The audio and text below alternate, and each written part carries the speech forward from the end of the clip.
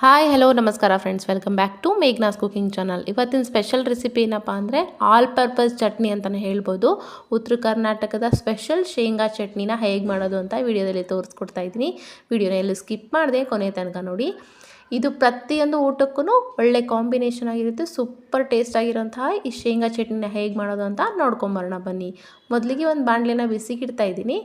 ನಂತರ ಈ ಬೌಲ್ ಅಳತೆಯಲ್ಲಿ 1.5 ಬೌಲಷ್ಟು ಶೇಂಗಾನ ತೊಗೋತಾ ಇದ್ದೀನಿ. ಅಂದರೆ ಕಡಲೆ ಬೀಜನ ತೊಗೊಂಡು ಮೀಡಿಯಮ್ ಊರಿನ ಇಟ್ಕೊಂಡ್ಬಿಟ್ಟು ನಿಧಾನಕ್ಕೆ ಹುರ್ಕೋಬೇಕು.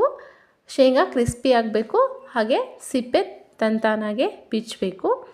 ಮೆತ್ತಗಿರಬಾರ್ದು, ನಿಧಾನ ಊರಿಲೇ ಇಟ್ಕೊಂಡು ಕ್ರಿಸ್ಪಿ ಆಗೋ ತನಕ ಚೆನ್ನಾಗಿ ಫ್ರೈ ಮಾಡ್ಕೋಬೇಕು. ನೋಡಿ, ಈ ರೀತಿ ಮುಟ್ಟಿದ ತಕ್ಷಣವೇ ಶೇಂಗಾ ಮೇಲಿನ ಸಿಪ್ಪೆ ಬಿಚ್ಕೋಬೇಕು. ಆ ರೀತಿ ಚೆನ್ನಾಗಿ ಫ್ರೈ ಮಾಡಿಕೊಂಡು ನಂತರ ಒಂದು ತಟ್ಟೆಯಲ್ಲಿ ಇದನ್ನು ಆರಲಿಕ್ಕೆ ಬಿಡೋಣ. ಈಗ ಒಂದು 15ರಿಂದ 30 ನಿಮಿಷದಷ್ಟು ಶೇಂಗಾ ಚೆನ್ನಾಗಿ ಆರಬೇಕು. ನಂತರ ನೋಡಿ, ಈ ರೀತಿ ಸಿಪ್ಪೆ ಬಿಡೋ ಥರ ಆಗಿರಬೇಕು. ಅದಾದ ನಂತರನೇ ಒಂದು ಜಾರನ್ನ ತೊಗೊಂಡ್ಬಿಟ್ಟು ಈ ಶೇಂಗಾನ ಇದಕ್ಕೆ ಹಾಕ್ಕೊಳ್ಳೋಣ.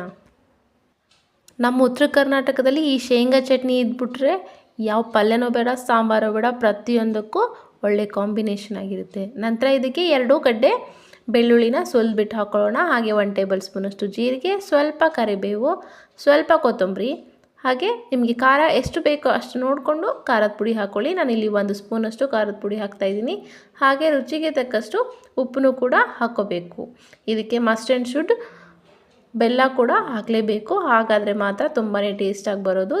ತೀರಾ ಸಣ್ಣಕ್ಕೇನು ರುಬ್ಕೋಬಾರ್ದು, ಸ್ವಲ್ಪ ತರ್ತರಿಯಾಗೆ ಇದನ್ನು ಗ್ರೈಂಡ್ ಮಾಡ್ಕೊಂಬಿಟ್ರೆ ಉತ್ತರ ಕರ್ನಾಟಕದ ಆಲ್ ಪರ್ಪಸ್ ಶೇಂಗಾ ಚಟ್ನಿ ರೆಡಿ ಆಗುತ್ತೆ. ನಿಮಗೂ ಈ ರೆಸಿಪಿ ತುಂಬಾ ಇಷ್ಟ ಆಗಿದೆ ಅನ್ಕೋತೀನಿ. ಇಷ್ಟವಾದರೆ ಲೈಕ್ ಮಾಡಿ, ಶೇರ್ ಮಾಡಿ, ಸಬ್ಸ್ಕ್ರೈಬ್ ಮಾಡಿ. ಹಾಗೆ ಪಕ್ಕದಲ್ಲಿರೋ ಬೆಲ್ ಐಕಾನ್ನ ಪ್ರೆಸ್ ಮಾಡಿ. ಧನ್ಯವಾದಗಳು.